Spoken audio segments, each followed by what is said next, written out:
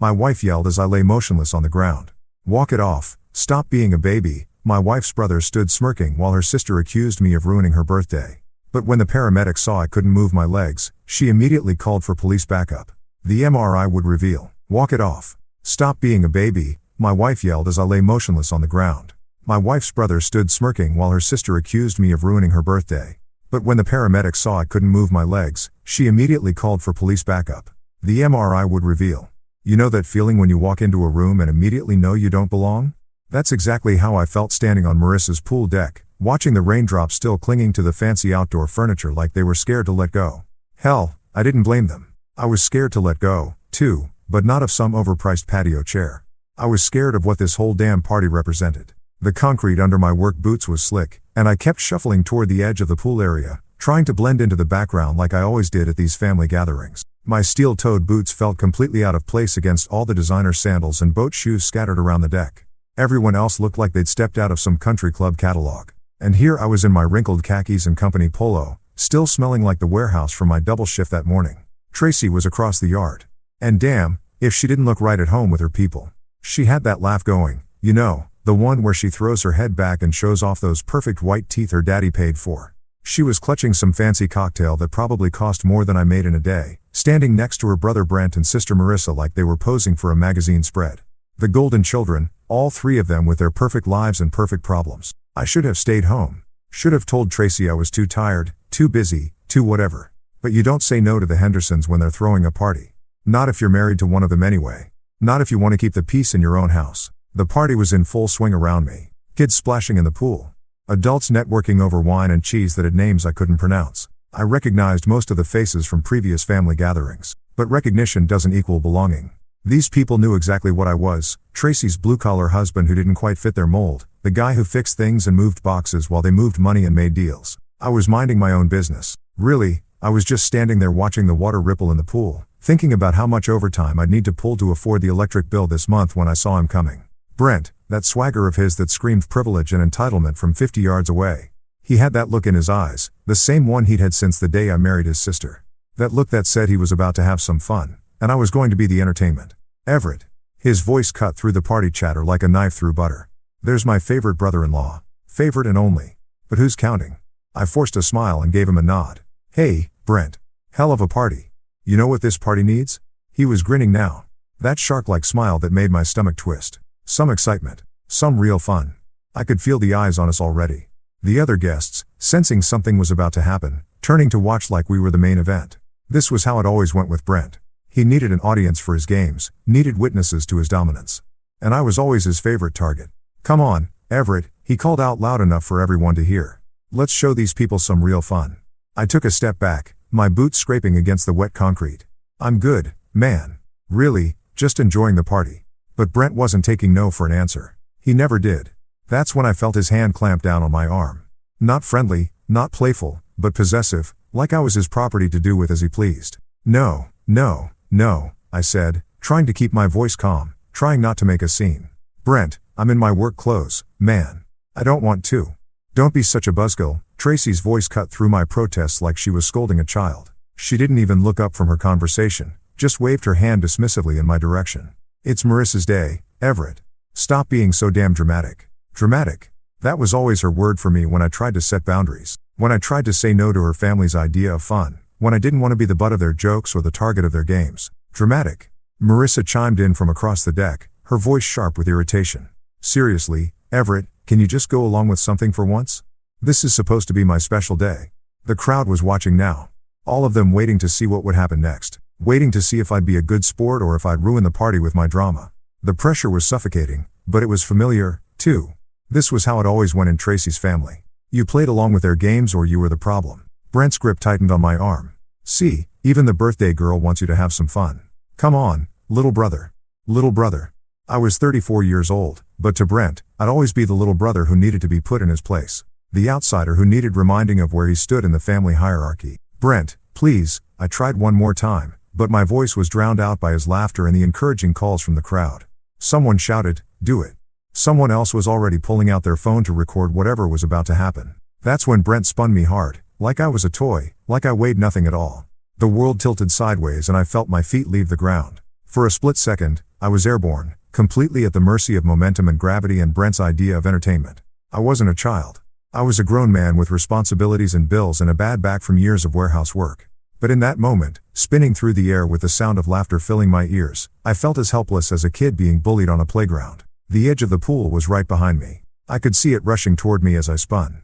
Could see the concrete steps that led down into the water. Hard, unforgiving concrete that didn't care about birthday parties or family dynamics or keeping the peace. This was supposed to be just a joke, right? Just Brent being Brent. Just family fun that I'd laugh about later. That's what Tracy would say afterward. What they'd all say, just harmless fun that went a little too far. But as I felt Brent's hands release me, as I felt myself falling backward toward those concrete steps, I knew this wasn't going to be funny at all. You ever have one of those moments where everything slows down like you're watching it happen to someone else? That's exactly what it felt like when Brent let go of me. 1 second I was spinning through the air like some kind of twisted carnival ride, and the next I was watching myself fall backward in what felt like slow motion. My arms were flailing, trying to grab onto something, anything. But there was nothing but empty air and the sound of people laughing. The laughter was the worst part. Not the falling, not even the fear of what was coming, but hearing all these people finding my terror hilarious. Like my panic was the punchline to some joke I wasn't in on. I could see Tracy from the corner of my eye as I spun. Still holding that damn cocktail. Still wearing that expression like I was embarrassing her just by existing. Her lips were moving, probably complaining to whoever would listen about how I always had to make everything about me. Classic Tracy. Even when I was literally falling through the air, she made it about how it affected her. Time stretched like taffy as I stumbled mid-spin. My work boots trying to find purchase on the wet concrete, but finding nothing but slick surface and gravity pulling me down. My body was completely off balance. Arms windmilling uselessly as I realized with crystal clarity exactly where I was headed. The concrete steps. Jesus Christ. The concrete steps. I'd noticed them earlier when I was trying to stay out of everyone's way. 3 sharp-edged steps leading down into the shallow end of the pool. Expensive-looking stone, probably some fancy Italian marble that cost more than my truck. Beautiful to look at, but hard as hell, and completely unforgiving. My back hit those steps with a sound I'll never forget. Not a thud, not a splash, but a crack. A sharp, definitive crack that seemed to echo across the entire yard like a gunshot. The kind of sound that makes everyone stop talking, even if just for a second. But they didn't stop talking. They didn't even stop laughing. The pain was immediate and absolute. Not like when you bang your shin on a coffee table or stub your toe. This was different.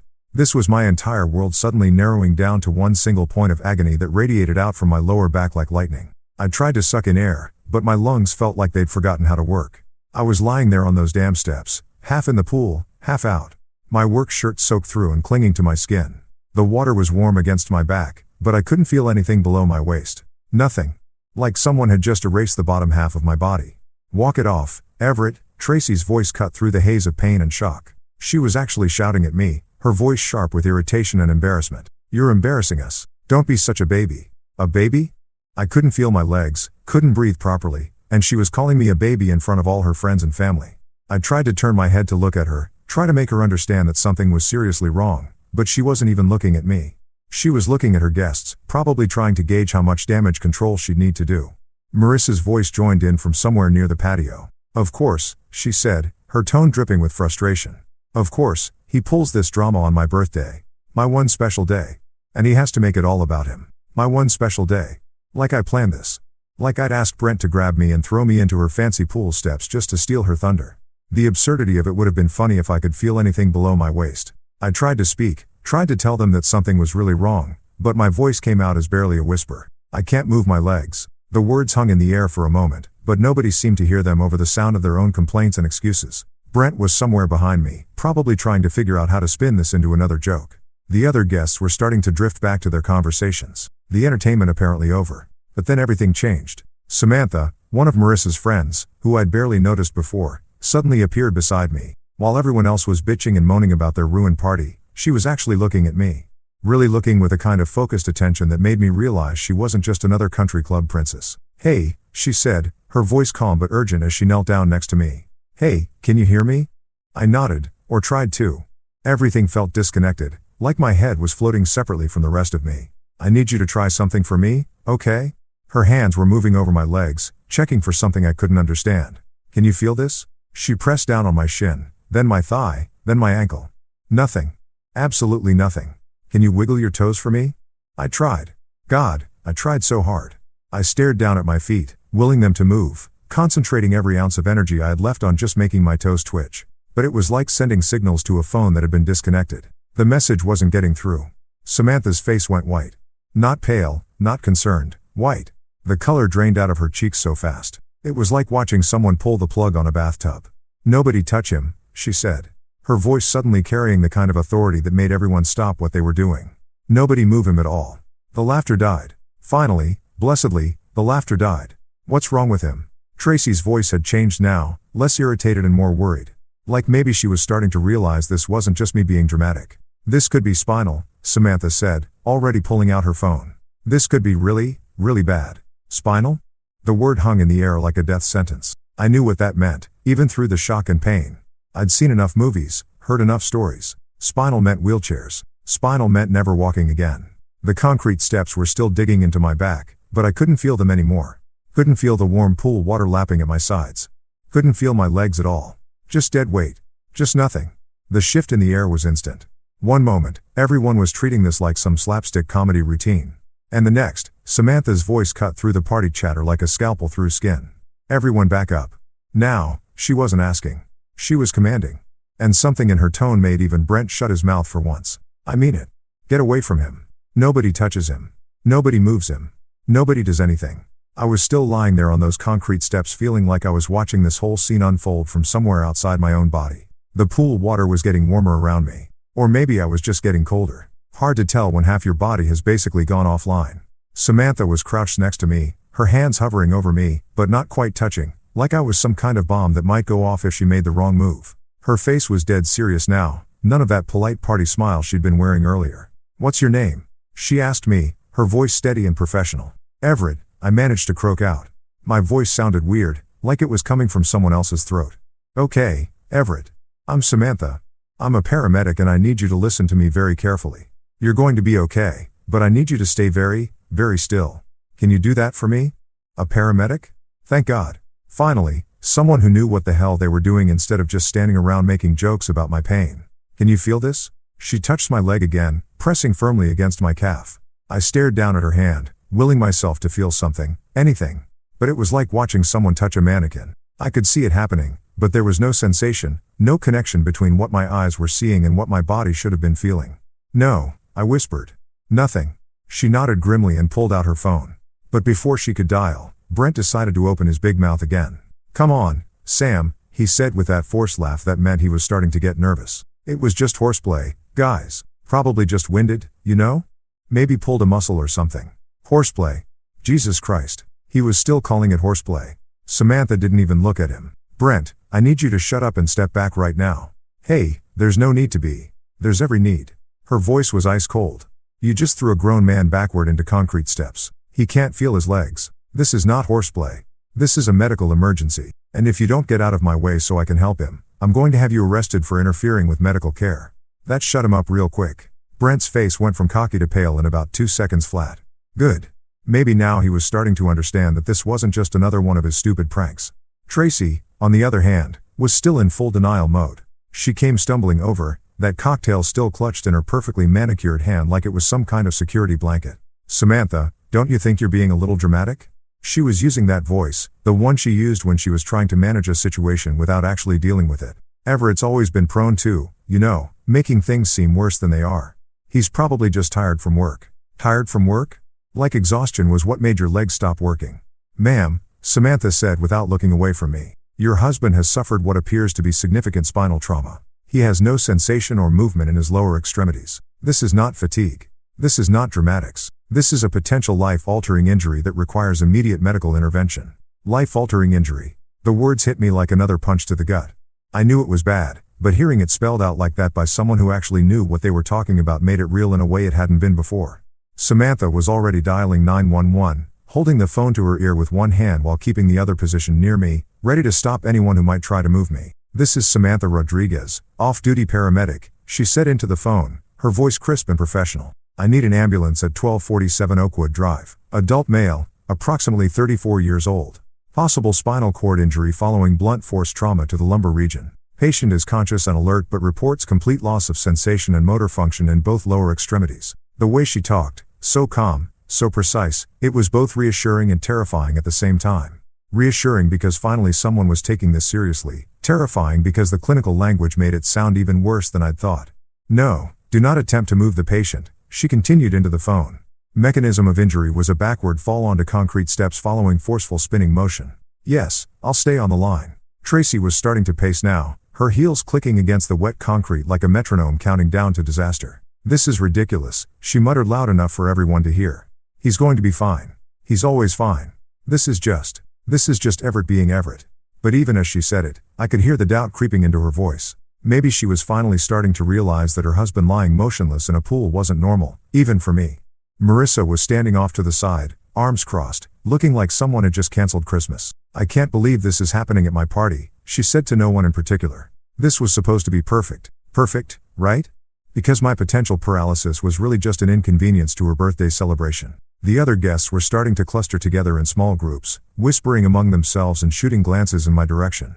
Some looked concerned, others just looked uncomfortable, like they weren't sure whether they should leave or stick around for the drama. How long for the ambulance? I asked Samantha, surprised by how weak my voice sounded. 5 minutes, maybe less, she said, covering the phone's mouthpiece. They're sending a full crew with spinal immobilization equipment. You're going to be okay, Everett. We're going to take good care of you. 5 minutes. In 5 minutes, this would all become real in a way that couldn't be denied or explained away.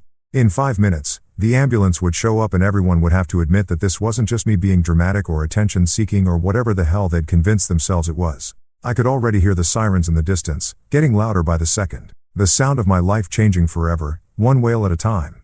The sirens got louder until they were right on top of us, then suddenly cut out, leaving this weird silence that felt heavier than all the noise that had come before.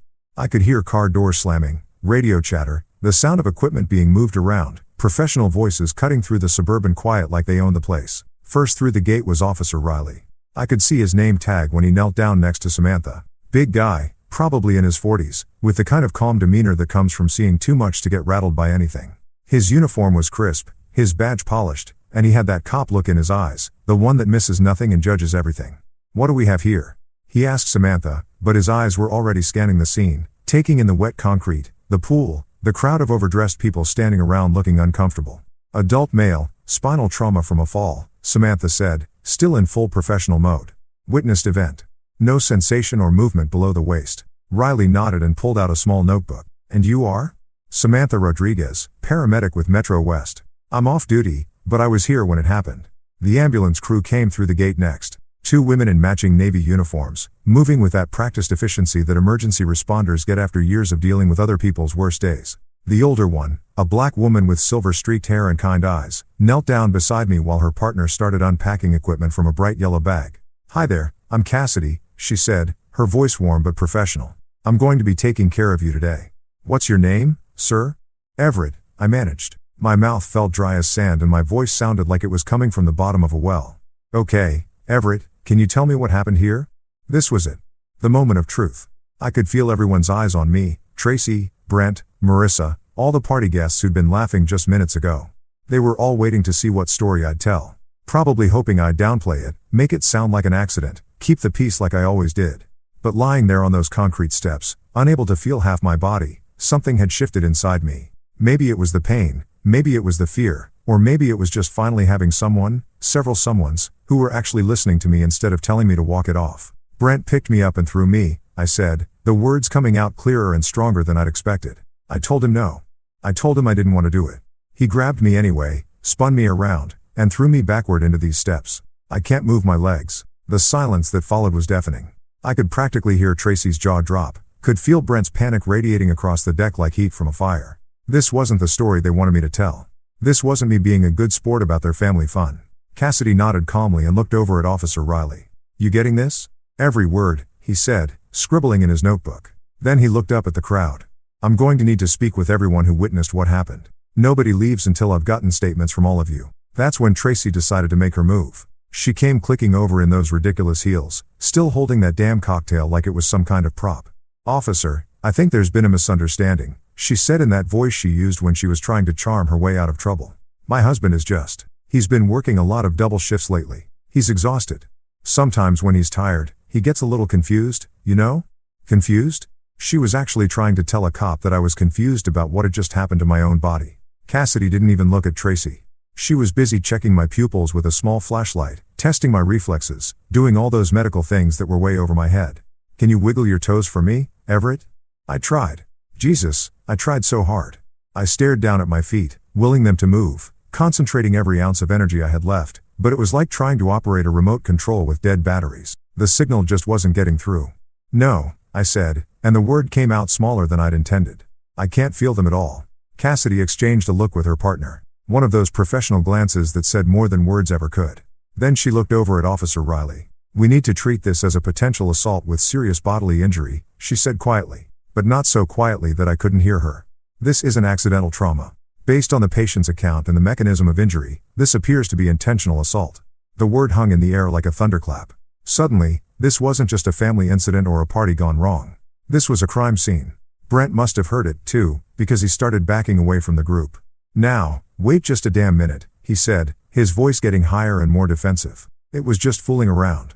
Guys being guys. He's being dramatic like he always is. Sir, I'm going to need you to stay right where you are, Officer Riley said without looking up from his notebook. His voice was calm, but there was steel underneath it. And I'm going to need you to stop talking until I'm ready to take your statement. This is bullshit, Brent muttered, but he stopped moving. Cassidy was attaching some kind of monitoring equipment to my chest while her partner prepared what looked like a long yellow board. Everett, we're going to get you immobilized and transported to the hospital. I'm not going to lie to you, this is serious, but you're in good hands now, okay? She was radioing into dispatch, her voice professional and urgent. Unit 47 requesting police backup at current location. Suspected assault with bodily injury. Patient is a 34-year-old male with apparent spinal cord trauma following alleged physical assault. Everything stopped. The party guests, Tracy's complaining, even Marissa's birthday drama. It all just froze because those words made it official. This wasn't an accident. This wasn't horseplay. This wasn't me being dramatic. This was assault, and everyone at this fancy pool party was about to become a witness in a criminal case. Officer Riley looked up from his notebook and surveyed the crowd with those sharp cop eyes. Like I said, nobody leaves. This is now an active investigation. The blue lights from his patrol car were still flashing, casting everything in alternating shadows and harsh light, making the whole scene look surreal, like something from a TV crime show instead of a birthday party in suburbia. But it was real. Finally, terrifyingly, completely real. The ambulance ride was a blur of sirens, radio chatter, and Cassidy's steady voice talking me through every bump and turn. They had me strapped to that yellow backboard tighter than a Christmas present. My head immobilized between these foam blocks that made me feel like I was trapped in some kind of medical straitjacket. Every pothole we hit sent a jolt through my body that I could feel in my upper back, but nowhere else. A constant reminder that something was seriously, fundamentally wrong with me. East Haven General looked exactly like every hospital I'd ever seen in movies, all glass and concrete and that sterile antiseptic smell that hits you the moment the ambulance doors open. But this wasn't a movie. This was my life. And I was being wheeled through those automatic doors on a gurney, staring up at fluorescent lights that seemed to stretch on forever. The ER was surprisingly quiet for a Saturday evening. Cool, efficient, with that hushed urgency that hospitals do so well. Nurses in colorful scrubs moved around like they had choreographed every step. And everyone seemed to know exactly what they were doing except me. I was just cargo at this point, being transferred from one set of professionals to another like a package being delivered. They wheeled me into a room that smelled like disinfectant and fear. The walls were that hospital beige that's supposed to be calming but just makes everything feel sterile and cold. There was a clock on the wall that ticked loud enough to count off the seconds of my terror and a window that looked out onto the parking lot where normal people were living their normal lives. Dr. Neil Patterson introduced himself while the nurses were hooking me up to various machines that beeped and hummed like some kind of electronic orchestra. He was younger than I'd expected, maybe 45, with graying hair and the kind of calm bedside manner that probably took years to perfect. Everett, I'm Dr. Patterson, he said, pulling up a chair so he could sit at eye level with me. I understand you've had quite an ordeal today. The paramedics filled me in on what happened, but I'd like to hear it from you. Can you tell me about the fall? So I told him again, the whole story. Brent grabbing me, spinning me, throwing me backward onto those concrete steps, the crack I heard when I hit, the way my legs just stopped working. Dr. Patterson listened without interrupting, occasionally making notes on his tablet, nodding in all the right places. We're going to need to get some images, he said when I finished. Starting with an MRI of your spine. I know that sounds scary, but we need to see exactly what we're dealing with before we can make any decisions about treatment. Scary didn't begin to cover it. I'd never had an MRI before, but I'd heard about them. The loud noises, the confined spaces, the way they could see inside your body and tell you things you didn't want to know. But what choice did I have? I couldn't feel my legs, couldn't move anything below my waist. I needed answers, even if those answers were going to destroy my life. The MRI machine looked like something from a science fiction movie. This huge white tunnel that hummed with barely contained energy. They slid me in there like I was being fed to some kind of technological monster. And for the next 45 minutes, I listened to sounds that belonged in a construction site, not a hospital. Banging, whirring, clicking like someone was building a house around my head. I tried not to think about what they might find. Tried not to imagine the worst-case scenarios that kept playing in my head like a broken record. Wheelchair, paralysis, never walking again, never being able to work, to support myself, to be anything other than a burden. When they finally pulled me out of that machine, Dr. Patterson was waiting with another doctor. A woman this time, older with silver hair and the kind of serious expression that makes your stomach drop before anyone says a word. "Everett, this is Dr. Celeste Warren," Dr. Patterson said. "She's our spine specialist and she's been reviewing your images." Dr. Warren pulled up a chair on the other side of my bed and opened a tablet that showed what looked like cross-sections of my back. Black and white images that meant nothing to me, but apparently told her everything she needed to know. "Everett," she said, her voice gentle but direct. "You have a fresh fracture in your lumbar spine, specifically at the L2 vertebra. That's what's causing your current symptoms." A fracture? I'd broken my back. The words hit me like another fall, another crack against concrete. But Dr. Warren wasn't finished. "However, that's not all we found." She swiped to different images on her tablet, pointing to areas that looked damaged, even to my untrained eye. "We discovered 3 older fractures in your spine as well. L4, T9, and T11. These are old injuries, Everett. Some of them appear to be months old, possibly even years." The room started spinning. Not metaphorically, literally spinning like I was back on that pool deck being thrown around by Brent. But this was worse than being thrown. This was my entire past being rewritten in black and white medical images. "Old injuries?" I managed to whisper. "Yes," Dr. Patterson said, leaning forward. "All of these fractures show signs of repeated blunt force trauma. They're in different stages of attempted healing, which suggests they occurred at different times over an extended period." Repeated blunt force trauma. The clinical language made it sound so sterile, so objective. But I knew what it meant.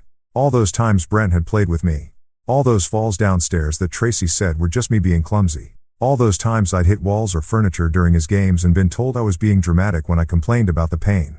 My spine had been keeping score this whole time. Every shove, every throw, every accident that wasn't really an accident. It was all there in those MRI images, documented in bone and tissue like a medical rap sheet.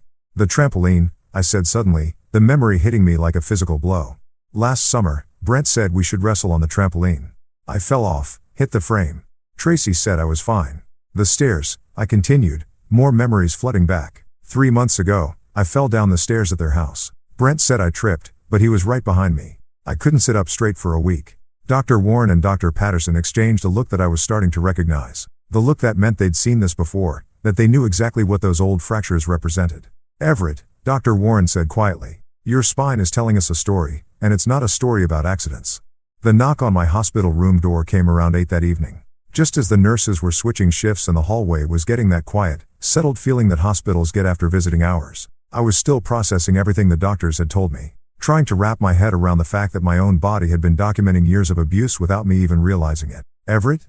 A woman's voice, professional but not unkind. "I'm Detective Annika Ford with the Metro Police Department. Mind if I come in?" Detective Ford was not what I'd expected. Maybe it was all those cop shows on TV, but I'd been picturing some grizzled old guy with a 5 o'clock shadow and a bad attitude. Instead, she was maybe 40, with short natural hair and intelligent brown eyes that seemed to take in everything at once. She wore a simple black blazer and carried herself with the kind of quiet confidence that comes from knowing exactly what you're doing. "Officer Riley asked me to follow up on what happened at the party today," she said, pulling up the visitor's chair and settling in like she had all the time in the world. "How are you feeling?" "Like I got hit by a truck," I said, which was probably the most honest thing I'd said all day. Except the truck's name was Brent, and apparently it's been hitting me for years. She smiled at that. Not a happy smile, but the kind of smile that said she'd heard worse stories and wasn't shocked by mine. "I've been doing this job for 15 years, Everett. I've seen a lot of things. What I'm seeing here tonight is a pattern, and patterns tell stories." She pulled out a tablet and opened what looked like a video file. "Before we get into the details, I want to show you something. One of the guests at the party recorded what happened. Are you up for watching it?" I nodded, even though part of me didn't want to see it. Didn't want to watch my own humiliation and pain played back in high definition. But another part of me, the part that had been called dramatic and attention-seeking for years, needed to see the proof. The video was shaky, obviously shot on someone's phone, but it captured everything. There I was standing by the pool in my work clothes, clearly trying to stay out of the way. You could see me backing up when Brent approached. Could hear me saying no. Could see the exact moment when he grabbed my arm. Anyway, let's show these people some real fun. Brent's voice was crystal clear on the recording, loud and boisterous like he was performing for an audience. Then came the spin. Watching it from the outside was somehow worse than living it. I could see how helpless I looked, how completely at Brent's mercy. The way he threw me wasn't playful. It was violent, deliberate, like he was trying to hurt me and didn't care who saw it. The crack when I hit those concrete steps was audible even through the phone's tiny speaker, sharp and final like a gunshot. And then came the worst part, the laughter. So much laughter while I lay there unable to move. "Stop being such a baby." Tracy's voice cut through the recording, dripping with contempt and embarrassment. You could see her in the background, rolling her eyes, more concerned about what the other guests thought than about her husband lying motionless in the pool. Detective Ford paused the video. "What do you see when you watch this, Everett?" "I see assault," I said, surprised by how steady my voice sounded. "I see my brother-in-law attacking me while my wife stood by and let it happen. That's exactly what I see, too." She made some notes on her tablet. "Officer Riley told me you mentioned this wasn't the first time something like this had happened. The doctors showed me your MRI results. 3 old fractures, all consistent with the kind of trauma we just watched. So I told her everything. The trampoline incident where Brent had wrestled me off the edge and I'd hit the metal frame hard enough to crack a rib, though we hadn't known it was cracked at the time because Tracy convinced me I was being dramatic about the pain. The stairs at Thanksgiving where Brent had accidentally bumped into me from behind and sent me tumbling down a full flight of concrete steps. The pool party 2 summers ago where he'd held me underwater as a joke until I nearly passed out. Every time there was an excuse. Every time it was just Brent being Brent, just family fun that went a little too far. Every time I was the one being too sensitive, too dramatic, too unable to take a joke." "What about your wife?" Detective Ford asked. "What was her reaction to these incidents?" That was the hardest part to talk about because while Brent was the one physically hurting me, Tracy was the one who made sure I never fought back, never complained, never stood up for myself. She was the one who convinced me that this was normal, that this was just how her family showed affection. "She always took his side," I said. "Always. If I complained about getting hurt, she'd tell me I was embarrassing her. If I tried to avoid his games, she'd say I was being antisocial. She made me feel like I was the problem for not wanting to be thrown around by her brother." Detective Ford nodded like she'd heard this story before. "That's called enabling, Everett. And in some jurisdictions, it can be considered a form of abuse itself. Your wife had a duty to protect you and instead she participated in a pattern of harm that went on for years." A pattern of harm. That phrase hit me like another revelation because that's exactly what it was. Not a series of accidents or pranks gone wrong, but a deliberate, sustained campaign of violence that had been normalized and excused until I didn't even recognize it as abuse. "The good news," Detective Ford continued, "is that we have everything we need to make this case. The video evidence is clear and unambiguous. The medical evidence shows a documented pattern of injuries. We have witness statements from the party guests, including the paramedic who treated you." She paused and looked at me directly. "Based on the evidence, we're filing charges against Brent for assault with bodily harm. Given the severity of your injuries and the pattern we've uncovered, we're also looking at charges of aggravated assault and potentially domestic violence by proxy." "What about Tracy?" I asked. "That's more complicated, but we're building a case for spousal neglect and obstruction of justice. She actively prevented you from seeking help for previous injuries and created an environment where the abuse could continue unchecked." I felt something I hadn't felt in years: validation. Someone with authority was finally telling me that what had happened to me was wrong, that I wasn't being dramatic or oversensitive, that I deserved better than being used as entertainment by my wife's family. "What happens now?" I asked. Detective Ford closed her tablet and stood up. "Now we make sure this never happens to you again. And we make sure Brent faces consequences for what he's done, not just today, but for years." She handed me her card. "If you remember anything else, any other incidents, call me. Your spine has been keeping records, Everett. Now it's time for the legal system to do the same." The news that they'd arrested Brent hit the family like a bomb going off in a quiet neighborhood. I found out around midnight when Tracy came storming into my hospital room. Her face red with fury and her voice shaking with the kind of rage I'd seen her direct at store clerks and restaurant servers, but never quite at me. "Do you have any idea what you've done?" she hissed, keeping her voice low enough that the nurses wouldn't hear, but loud enough that I got the full force of her anger. "They arrested my brother, Everett. They put him in handcuffs in front of the neighbors." Mrs. Henderson was outside watering her plants and saw the whole thing. Mrs. Henderson. Of course, that's what she was worried about, what the neighbors would think, how this would look to her precious social circle. Not that her husband was lying in a hospital bed with a broken spine, but that the family's reputation might take a hit. "Tracy," I started, but she cut me off with a wave of her hand. "Don't. Just don't. This is exactly the kind of drama I should have expected from you. You couldn't just let it go, could you? Couldn't just accept that it was an accident and move on like a normal person would. An accident." Even now, even with me lying here paralyzed from the waist down, she was still calling it an accident. Like the MRI images showing years of fractures were somehow my imagination. Like the video evidence was some kind of elaborate hoax I'd staged for attention. The doctors found 3 other fractures in my spine, I said, trying to keep my voice calm and reasonable. Old ones, Tracy. From all those other times your brother played with me. This isn't about one incident. This is about years of abuse that you helped cover up. Her laugh was sharp and bitter. The kind of sound that could cut glass. Abuse? Oh, that's rich. You're calling normal family roughhousing abuse now. Jesus Christ, Everett. No wonder you can't handle a real job or make real friends. You're too busy playing the victim to actually live your life. There it was. The same pattern that had kept me trapped for years, turning my pain into my failure, making my injuries into character flaws, making me the problem for getting hurt instead of addressing the person who was doing the hurting. But something was different now. Maybe it was the painkillers. Maybe it was finally having medical professionals and law enforcement take me seriously. Or maybe it was just that I'd hit rock bottom and had nowhere left to fall. Whatever it was, I found myself speaking up in a way I never had before. He threw me into concrete steps, Tracy. On purpose. And you stood there and watched it happen. You told me to walk it off when I couldn't feel my legs. What kind of wife does that? The kind of wife who's married to a man who makes everything about himself, she shot back. Do you know what this is going to do to my family? To my career? I work in public relations, Everett. How do you think it's going to look when people find out my husband is pressing charges against my brother for playing around at a family party? Her career, her family, her reputation. Not once in this entire conversation had she asked how I was feeling, whether I was in pain, what the doctors had said about my prognosis. It was all about her and how my injury was inconveniencing her life. That's when Officer Riley appeared in the doorway, his expression grim. Mrs. Henderson, I need to speak with you. Tracy turned toward him with that fake smile she used on authority figures. The one that said she was a reasonable person who could surely work out any misunderstanding. Officer, I think there's been some confusion about what happened today.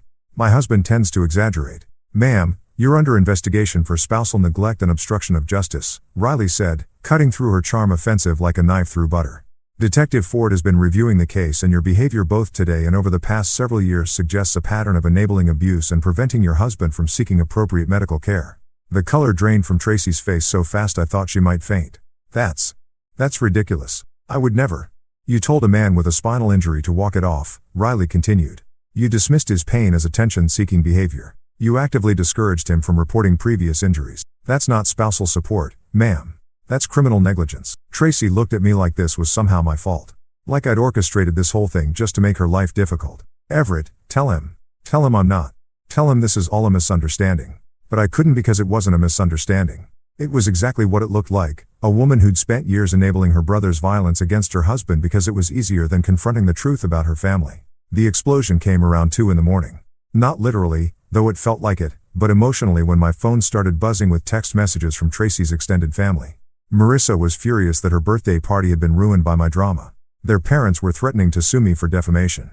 Cousins and aunts and uncles I barely knew were weighing in with their opinions about what a troublemaker I was. How I'd always been jealous of Brent, how I was tearing the family apart with my lies. The messages kept coming, each one more vicious than the last.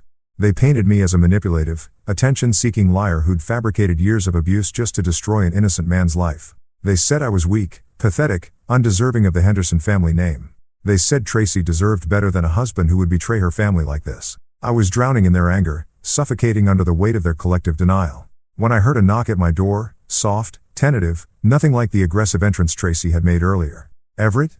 The voice was familiar, but distant, like hearing someone calling your name from the other side of a lake. It's Talia. My sister. I hadn't seen Talia in almost 2 years. Not since Tracy had convinced me that she was jealous of our marriage and trying to cause problems between us. Looking back now, I realized that Tracy had been systematically isolating me from anyone who might have questioned what was happening to me. Talia stepped into the room cautiously, like she wasn't sure she'd be welcome. She looked older than I remembered. Her brown hair streaked with gray, worried lines around her eyes that hadn't been there before. But when she saw me lying there in that hospital bed, her face crumpled with a pain that looked almost physical. "Oh, Everett," she whispered, and suddenly she was beside my bed, taking my hand in both of hers. I heard what happened. I came as soon as I could. "Talia," I said, and to my surprise, my voice came out cracked and broken. "I'm so sorry for everything, for staying away, for not calling, for..." "Stop," she said firmly. "You don't apologize to me. I should have tried harder to stay in touch. I should have seen what was happening. I always knew something was off about Tracy, about that whole family, but I didn't know how bad it was." She pulled her chair closer to my bed and leaned forward, her eyes intense and focused. "I want you to know something, Everett. I never stopped loving you. I never stopped worrying about you. And I never believed for 1 second that you deserved the way they treated you. For the first time in years, maybe for the first time since I'd married Tracy, someone from my family was telling me that I mattered, that I was worth protecting, that I deserved better than what I'd been getting. And for the first time since this whole nightmare started, I cried. The surgery came 3 days later. Dr. Warren explained it like she was talking about fixing a car engine, rods and screws and fusion procedures that would stabilize my spine and hopefully give me the best shot at walking again. Best shot being the operative phrase because nobody could promise me anything except pain and a long road to recovery. I woke up from the anesthesia feeling like I'd been hit by that same truck all over again. Except this time it had backed up and run me over a few more times for good measure. The incision in my back felt like someone had taken a blowtorch to my spine. And the drugs they gave me for the pain made everything fuzzy and distant, like I was watching my life happen to someone else. But the worst part wasn't the physical pain. It was the fear. Every day I'd stare down at my legs under those hospital blankets and will them to move, to twitch, to give me some sign that the surgery had worked. Some days I swore I could feel something, a tingling or a twinge. But the doctors warned me that phantom sensations were common and didn't necessarily mean anything. That's when Dr. Amelia Rojos entered my life like a drill sergeant in scrubs. She was maybe 5'0", but carried herself like she could bench press a pickup truck, with graying hair pulled back in a no-nonsense ponytail and the kind of direct stare that made you sit up straighter even when you were lying flat on your back. "Everett," she said on our first day, "I'm your physical therapist and I'm going to tell you something right now that might piss you off. This is going to be the hardest thing you've ever done in your life. There are going to be days when you want to quit, when you want to give up and accept that this is as good as it gets. But I'm not going to let you." She was right about it being hard. Jesus Christ, was she right? The first week, all we did was try to get me sitting up without passing out. My balance was shot. My core strength was non-existent. And every movement felt like my spine was being twisted with a wrench. I threw up twice the first day just from the effort of staying upright. "Your body remembers pain," Dr. Rojos would say during the sessions that left me sweating and shaking. "Now we need to teach it to remember strength." Meanwhile, Dr. Priya Jain was working on my head while Dr. Rojos worked on my body. She was younger than I'd expected for a trauma counselor, maybe 35, with kind eyes behind wire-rimmed glasses and a voice that made you feel like you could tell her anything. "You weren't weak," she told me during one of our sessions. "You were systematically manipulated to believe you deserved the treatment you received. That's not weakness, Everett. That's psychological abuse. And it's just as real as the physical injuries." She helped me put words to things I'd never been able to articulate. The way Tracy would gaslight me into thinking my pain wasn't real. The way Brent's games always seemed to escalate when I tried to set boundaries. The way the whole family would close ranks and make me feel crazy for objecting to behavior that any normal person would recognize as abusive. The breakthrough came 6 weeks after surgery. I was in the physical therapy room, strapped into this contraption that was supposed to help me learn to balance again when Dr. Rojos told me to try to stand. I'd been trying to stand for weeks with no success, my legs hanging like dead weight, no matter how hard I concentrated. But something was different that day. When I focused all my energy on pushing down through my feet, I felt something. Not normal sensation, not anything close to what I used to feel, but something, a connection between my brain and my legs that hadn't been there before. "Holy shit," I whispered as I managed to support some of my own weight for about 3 seconds before collapsing back into the safety harness. Dr. Rojos was grinning like she'd just won the lottery. "Did you feel that?" "I felt something," I said. And for the first time since this whole nightmare started, I felt something else, too. Hope. The courthouse was nothing like I'd expected. Maybe I'd watched too many legal dramas, but I'd pictured something grand and intimidating. Instead, it was just a regular building with fluorescent lights and worn carpet that smelled like old coffee and anxiety. But walking into that courtroom with my cane and my unsteady gait felt like walking into the most important moment of my life. Brent's lawyer was exactly what you'd expect from someone defending a rich kid's assault case: expensive suit, slicked back hair, and the kind of condescending smile that said he thought this whole thing was beneath him. During opening statements, he painted Brent as a fun-loving family man whose harmless prank had been blown out of proportion by an oversensitive brother-in-law with a history of dramatic behavior. "Ladies and gentlemen of the jury," he said, gesturing toward Brent like he was showcasing a prize pupil. "This was nothing more than typical family horseplay that unfortunately resulted in an accident. My client never intended to cause harm. And the prosecution's attempt to criminalize normal sibling behavior is frankly ridiculous. Normal sibling behavior. Even in a courtroom, they were still trying to make this my fault for not being able to take a joke. But then the evidence started rolling in and their story fell apart like a house of cards in a hurricane. The prosecutor, a sharp woman named Sandra Martinez, methodically laid out the case piece by piece. First came the video footage from the party, played on a big screen where everyone could see exactly how violent Brent's prank had been. The courtroom was dead silent as they watched me being spun and thrown like a rag doll. You could hear Brent's laughter on the recording, could see the deliberate force he used, Could watch the exact moment my body slammed into those concrete steps. There was nothing playful about it. Then came Dr. Warren with the MRI images. She put up those black and white pictures of my spine on a screen and walked the jury through each fracture like she was reading a medical textbook. 3 previous fractures, all consistent with blunt force trauma. L4, T9, T11. These injuries occurred over a period of several years and show a clear pattern of repeated abuse. When it was my turn to testify, I was terrified my voice would shake or I'd stumble over my words. But as I sat in that witness chair looking out at the jury, something clicked. These people deserve to hear the truth. Not the sanitized family version, not the victim blaming I'd been fed for years, but the actual truth about what had happened to me. I told them about the trampoline incident, the stairs, the pool games that weren't really games. I explained how every injury had been dismissed. Every complaint had been turned back on me as evidence of my weakness or dramatic nature. Brent didn't just hurt me the day at the pool, I said, my voice steady and clear. He'd been hurting me for years, and my wife's family had been teaching me that it was my fault for not being tough enough to take it. Dr. Jane's testimony was devastating. She explained trauma bonding, gaslighting, and the psychological manipulation that keeps abuse victims trapped in cycles of violence. She made it clear that my reluctance to fight back or report previous incidents wasn't weakness. It was a predictable response to sustained psychological abuse. The jury deliberated for less than 3 hours. When they read the verdict, guilty on all counts, Brent's face went white. His lawyer immediately started talking about appeals, but the judge wasn't having it. Mr. Henderson, Judge Patricia Monroe said, looking directly at Brent, you have shown a pattern of violence toward your brother-in-law spanning several years. Your actions were deliberate, calculated, and resulted in serious bodily harm. This court sentences you to 5 years in state prison. Tracy got 18 months probation and court-ordered counseling for enabling abuse. As they led Brent away in handcuffs, Judge Monroe's closing words echoed through the courtroom. You mocked his pain, dismissed his suffering, and treated him as less than human. But he survived your cruelty, and now justice has been served. 18 months later, I'm standing in my own kitchen making coffee in my own apartment, and I still can't quite believe this is my life now. The place isn't much, a 1-bedroom in a decent neighborhood with hardwood floors that creak when I walk and windows that actually let in sunlight, but it's mine. Nobody here tells me I'm being dramatic when I need to rest my back. Nobody dismisses my pain or makes jokes about my limp. The limp is permanent, according to Dr. Warren. Some days it's barely noticeable. Other days I need the cane to get around without looking like I'm drunk. But I'm walking, against all odds.